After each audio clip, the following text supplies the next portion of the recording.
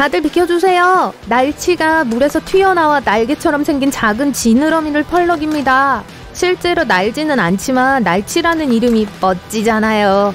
이 물고기는 물속에서 시속 60km의 속력을 낼 수 있고 공중으로 200m에서 400m까지 솟아오를 수 있어요. 날치는 이 기술을 사용해서 물속에서 강한 추진력을 얻고 이륙을 위한 각도를 준비해서 물속과 공중에서 포식자들을 앞지릅니다.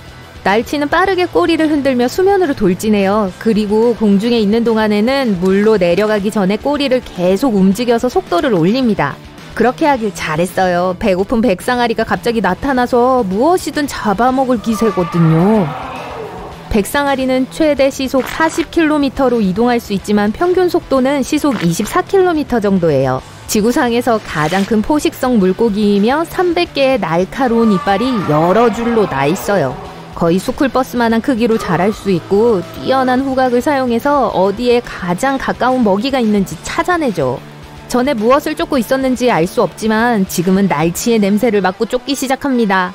날치는 속도로는 백상아리를 쉽게 능가할 수 있지만 크기 면에서는 백상아리가 작은 날치보다 훨씬 유리해요. 날치는 물 밖으로 튀어나와 공중으로 날아올라요. 상어도 튀어올라 날치를 잡으려고 하지만 간발의 차로 놓칩니다. 날치는 탈출에 성공해요. 그 아래에는 문어가 있어요. 네, 바로 저기요. 잠깐만요. 여기 있네요. 문어는 색소세포와 피부에 특수화된 근육을 바꿔서 주변 환경과 일치시켜요. 색을 바꾸고 심지어 다른 질감까지 담게 할 수 있어요.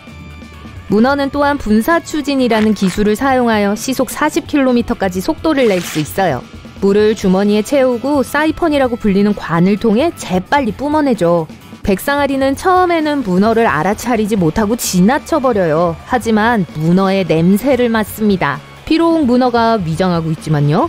문어는 헤엄쳐 도망치려 하지만 상어의 크기를 고려할 때 상어를 능가할 방법이 없어요. 피부색 변화도 효과가 없어요. 상어밥이 되는 것을 피하는 유일한 방법은 상어의 배에 매달리는 거예요. 백상아리는 문어를 매달고 계속 헤엄쳐갑니다. 대서양 참다랑어는 보통 사람보다 키가 클 수 있고 세계에서 가장 빠른 물고기 중 하나예요. 백상아리가 다가오는 것을 보고 앞질러 헤엄칩니다. 저항을 감소하기 위해 지느러미를 접어서 시속 70km까지 빠르게 이동할 수 있어요. 그런데 갑자기 녹새치가 나타나서 참다랑어를 제치고 선두를 차지해요. 녹새치는 무려 시속 80km의 속도로 헤엄치는데 청새치 종 중에서 가장 큰 것도 아니에요. 참다랑어는 도저히 따라갈 수가 없어요. 꼬치삼치는 물거품을 남기며 참다랑어를 지나갑니다. 이 물고기는 시속 77km까지 헤엄칠 수 있고 심지어 청새치나 다랑어보다도 작아요. 실제 머리만큼 큰 입과 주둥이를 가지고 있어요. 꼬치삼치는 녹새치를 따라잡고 거의 막상막하로 달리고 있어요. 둘은 수중 동굴에 도착하고 바위와 터널 사이로 헤엄쳐요. 지그재그로 통과하여 결국 반대쪽으로 빠져나갑니다. 그리고 그 위에는 혹등고래가 시속 5km로 천천히 움직이고 있어요. 최대 시속 27km까지 속력을 낼 수 있지만요. 가슴 지느러미만 해도 길이가 5m까지 자랄 수 있어요.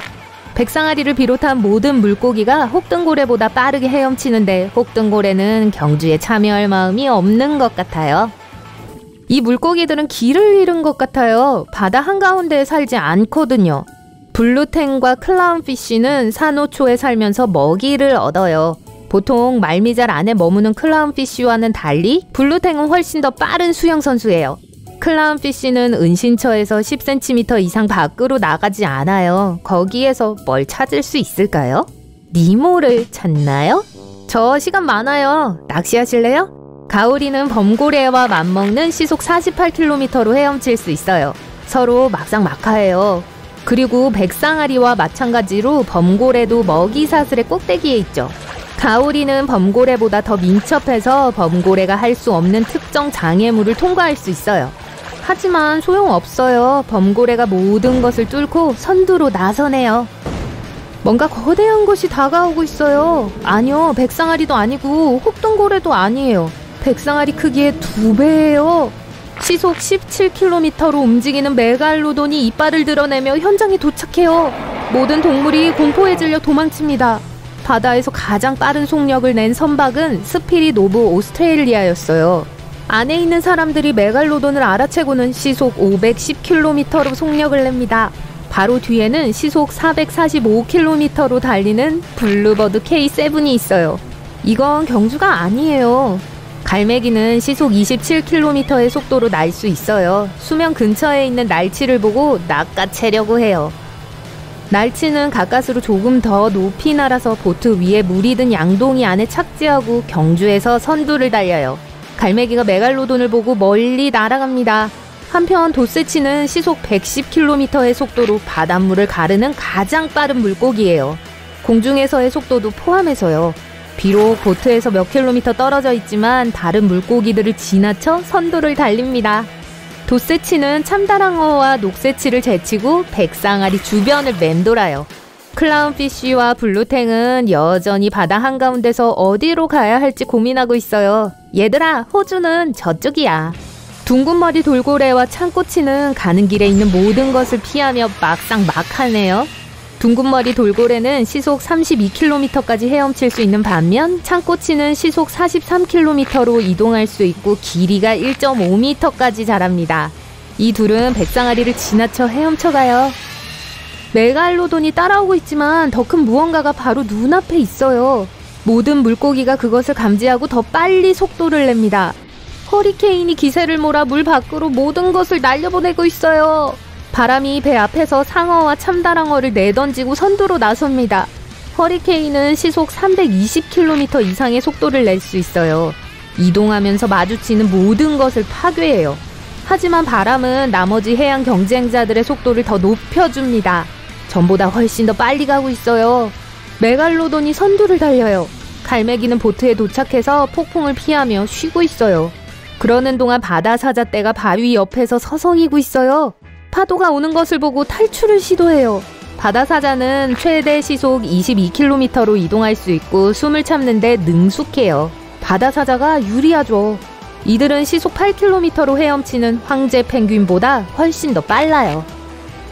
메갈로돈과 백상아리는 막상 막하고 혹등고래는 여전히 순항하고 있어요. 참다랑어와 녹새치는 우열을 가리기가 힘들어서 무승부가 될 것 같아요. 가오리는 그보다 뒤처지지만 여전히 나머지 경쟁자들을 따라잡고 있어요. 범고래는 모두를 밀어내고 선두가 되려고 해요. 블루탱과 클라운피쉬는 경주를 포기했어요. 처음부터 경주에는 관심이 없었거든요. 폭풍이 모두를 제치고 선두를 달립니다. 모든 동물들이 방향을 잃었지만 경주를 계속해요. 폭풍은 배를 따라잡고 날치와 갈매기는 아직 보트에 타고 있어요.